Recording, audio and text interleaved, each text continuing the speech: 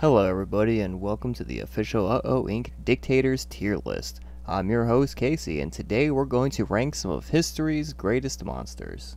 I'd like to start with the classic, Adolf Hitler. This Austrian-born painter found his love of politics after the Great War. After hijacking Germany, the Nazis conducted some of the most heinous atrocities in history. Killing 11 million people in 3 years is a ridiculously high number. The regime was relatively short-lived when compared to some of the dictators on this list, but few were more impactful on the global society than Adolf Hitler and the Nazis. A tier. Augusto Pinochet. He had a rather unremarkable military career and is best known for throwing commies out of helicopters. Him and his boys started one of the most laissez-faire capitalist markets that's ever been established. He let himself be voted out of office, which might be good for the people, but these things are never about what's good for the people.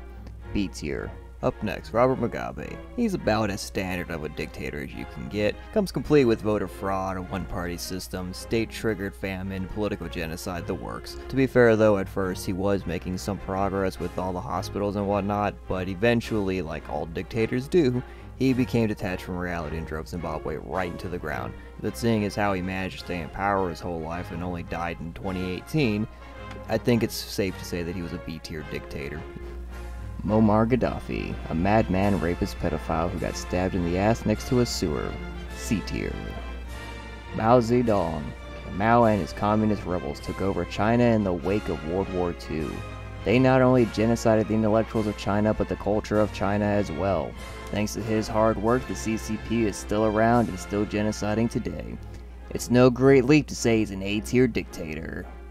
Benito Mussolini. No list of dictators is complete without the original founder of fascism.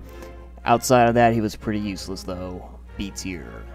Stalin, undoubtedly one of the most famous and brutal on the list. Stalin rose past Trotsky to Iron Fist the Soviet Union.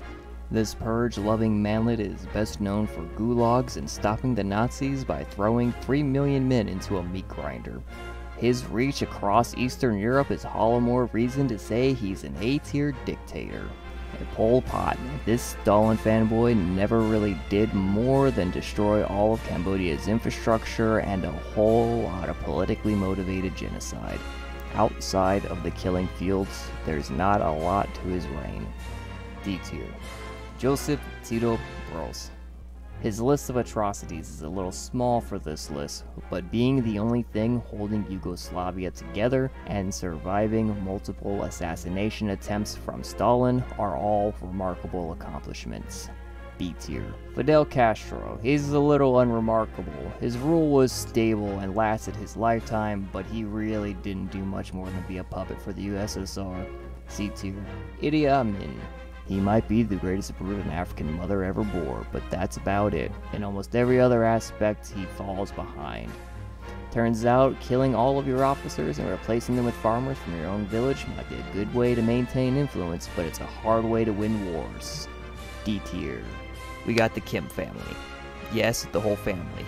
This is a world where highly successful dictators are dictators for life, and afterwards the regime falls. The Kims have found a method that stabilizes a dictatorship better than anyone else. Even China had to undergo periods of less authoritarian policies. There is no regime that has had as solid, as complete, and as long of a control over its people than the North Korean one.